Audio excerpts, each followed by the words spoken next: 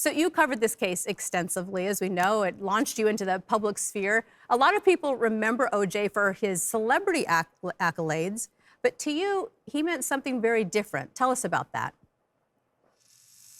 Well, even today, if you look at the Heisman Trophy Twitter, aka X account, they are mourning the passing of O.J. Simpson. Orenthal James Simpson is not a legend. He is not a hero. He is not an icon. He is a wife beater transformed into a double killer. Nicole Brown and Ron Goldman were defenseless. He sliced her neck so badly, her head was only holding onto her body by the skin on the back of her neck.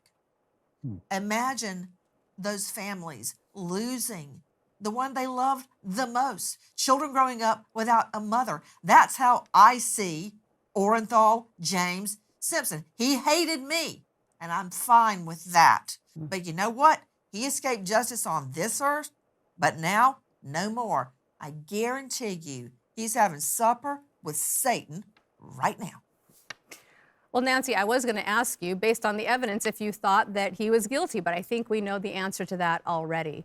So he didn't get convicted.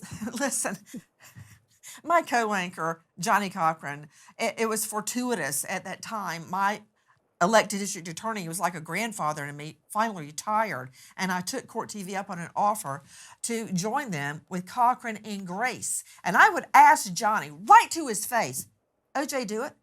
He always said this, jury acquitted him. He would never say, no, he didn't do it. And that spoke volumes to me. Yeah.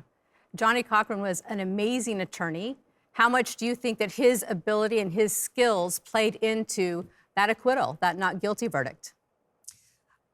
A great deal, because as much as I disagree with everything Cochran ever said, I learned a lot from him. He could work a jury just the way he worked a room when he would enter it. He worked Ito like nobody's business.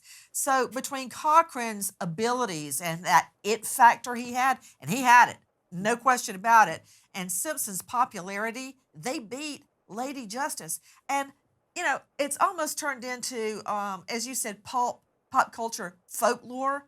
But what about the crime victims' families? What about them? Simpson bragged. He bragged openly that he would never pay those families one penny. And he goes to his grave owing them over $100 million. Yeah, I don't think that the civil verdict or the finding of liability or that money was really what the families were looking for. It would never bring them closure in any way. So I don't think that helped at all. So how did you feel about the justice system after you saw this acquittal in this case? I felt like I got kicked in the stomach when I heard everybody around me was saying, he's going to walk, he's going to walk. And I kept saying it, I'd say it every night on TV. He's going to get convicted. The right thing is going to happen. This jury is going to return a true verdict, but they didn't. And as a crime victim myself, I was extremely disillusioned. It really felt like somebody kicked me in the stomach because all my witnesses, for the most part, were cops, law enforcement. We believe, and we have to hold on to that to keep fighting every day. And when that happened, I got to tell you, a lot of people were disillusioned. Yeah, I remember in the DA's office, we were all listening for the verdict. And after it was announced, we could hear cheering out on the streets outside. And inside the office, it was silent. And no one talked, like, for the whole day. Everyone was just distraught, sad, depressed. It was a real, I think, reckoning for those who work in the justice system and feel strongly about it and believe that it does the right thing for the most part. I think it was a very difficult time. You know, it's no secret I'm a crime victim. My fiance was murdered shortly before our wedding. And I don't know what, the trial was like a blur to me. I remember seeing my fiance's bloody shirt he was wearing at the time of the murder on counsel table. And it's seared into my memory. Just that. Can you imagine what these families have gone through? And they did not get justice. They had to watch Simpson making all that money, living the high life, bragging about all the women he could get, the booze, the drugs, He would go after every Nicole Brown lookalike he could spot. And he got away with it, living like a king while they suffered. And when I think about that picture of Nicole Brown, do you remember that? Where he had beaten her to a pulp. He had hands the size of 2 Virginia hams, for Pete's sake. Her face was a mush.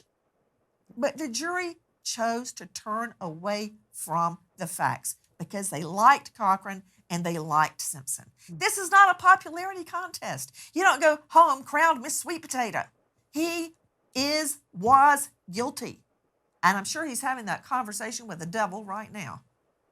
Well, you bring up a great point too, Nancy. I'm sure this is a very difficult day for the Brown family and for the Goldman family, having all of this stirred up again. So our prayers go out to them and our thoughts go to them. Nancy, thank you as always for all of your comments here. You can catch Nancy on Crime Stories with Nancy Grace weeknights on Merritt Street Media.